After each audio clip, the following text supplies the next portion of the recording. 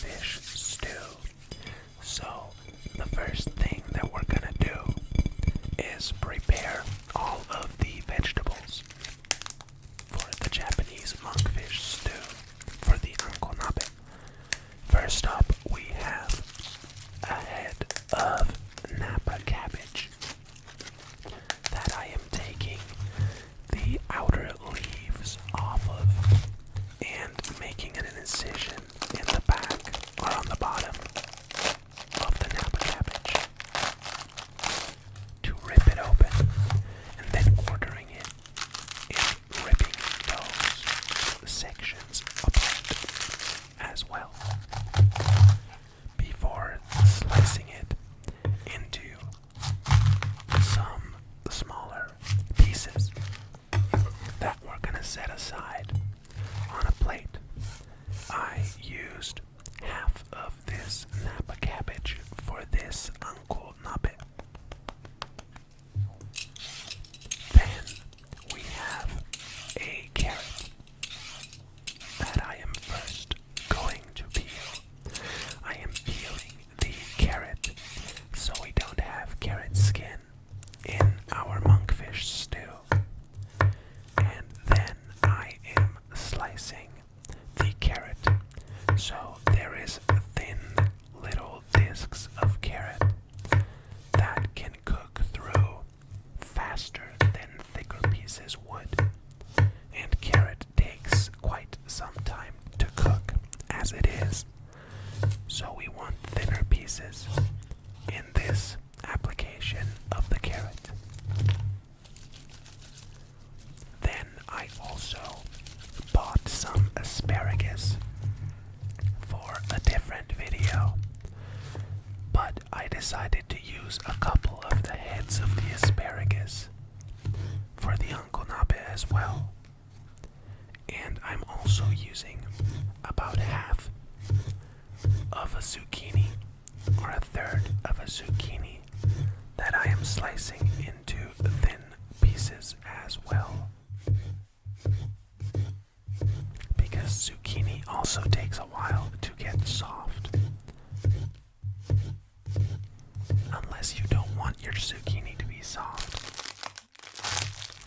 Then there is this bunch of enoki mushrooms that I usually just slice the roots off of inside the packaging. So there's not a whole bunch of dirt from the bottoms of the enoki mushrooms that gets all over my cutting board. I also have some shiitake mushrooms. Some shiitake mushrooms that I selected for out of the bunch that were looking pretty. And we're gonna make some decorative cuts to the tops of the mushrooms, making 1, 2, 3, 4 cuts across the top of the mushroom, and then removing the brown skin on every second slot of the incisions to reveal this beautiful pattern on the top of the mushroom.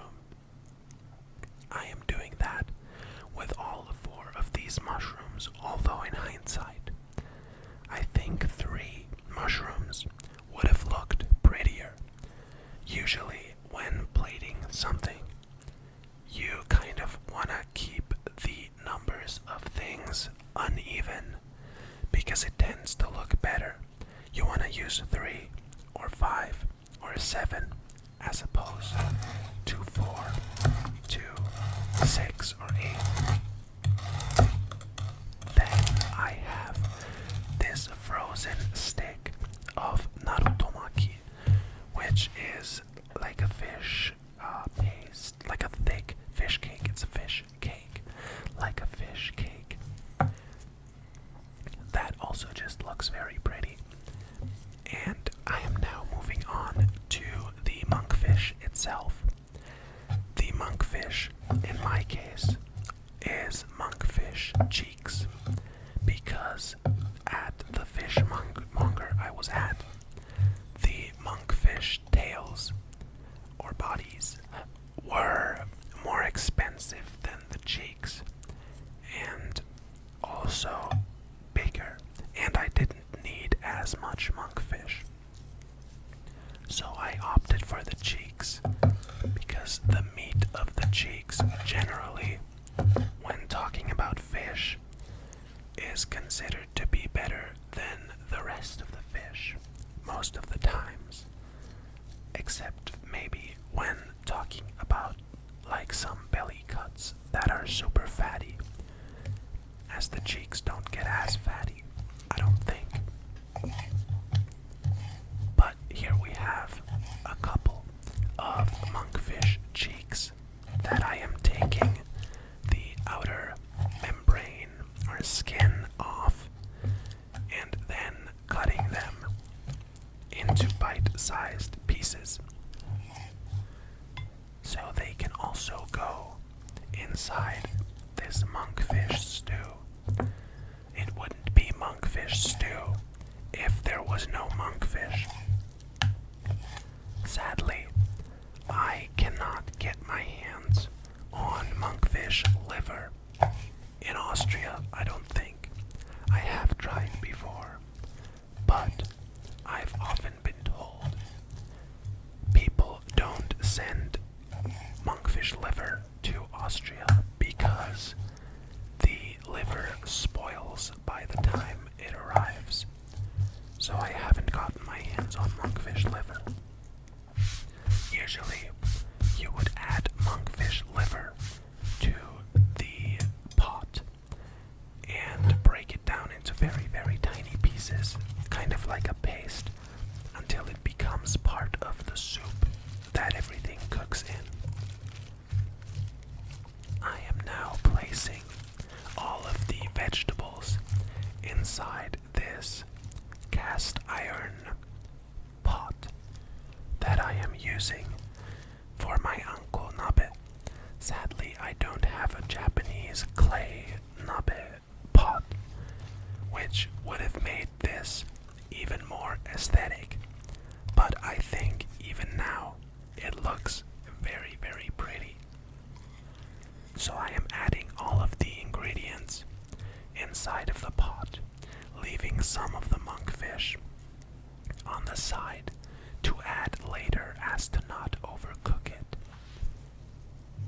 Now placing the final touch of the narutomaki to make it more colorful, and remembering that I have some green onions that I also want to add, but not knowing where to put them, placing them in the side of the pot. I do really like some boiled, stewed kind of spring onions. They are very, very delicious. And here we have this finished Anko Nabe that we are now going to make the cooking liquid for. So here we have some water that I soaked some kombu in. There was some kombu soaking in the water for about an hour, and then I heated it up, and before coming up to a boil, I removed the kombu, and I am now adding some frozen shrimp skins and shrimp heads as to give some flavor to the soup, to the stock. Since I don't have monkfish liver, I thought I could give it a crustacean kind of taste, which is always appreciated by me.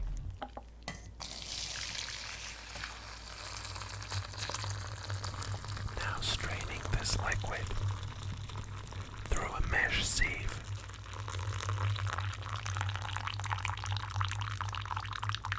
And then we're gonna put it back into the pot. So we can add about a third cup of miso paste. This is red miso, aka miso.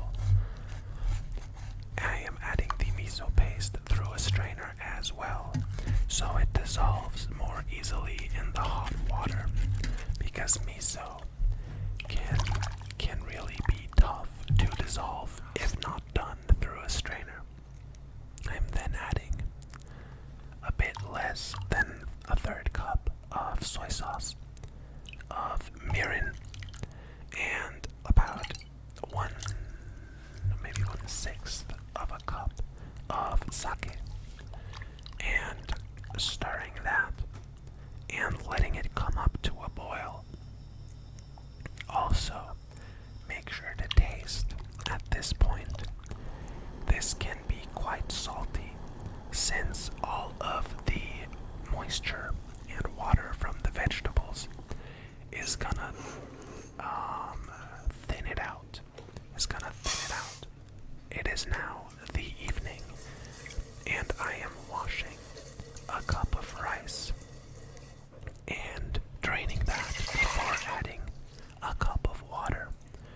With my rice cooker, I always add, or at least with this rice, equal amounts rice to water, although the packaging always states 1.5 times the water.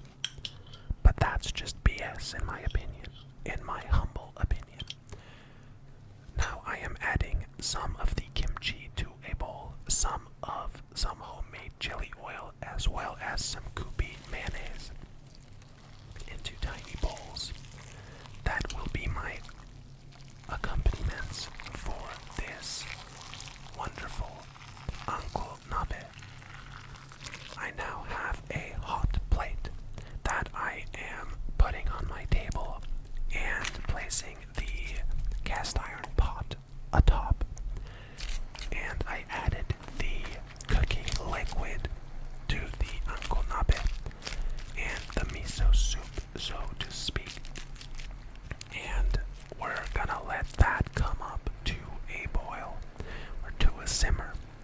I added the miso liquid hot, but it still took a while to come up to temperature. In this video, the last minute or so is gonna be some eating sounds. If you don't like that, you can click away.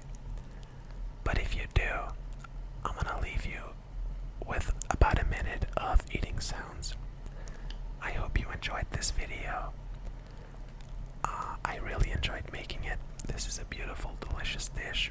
It's also very healthy if you don't eat copious amounts of mayonnaise with it like I do.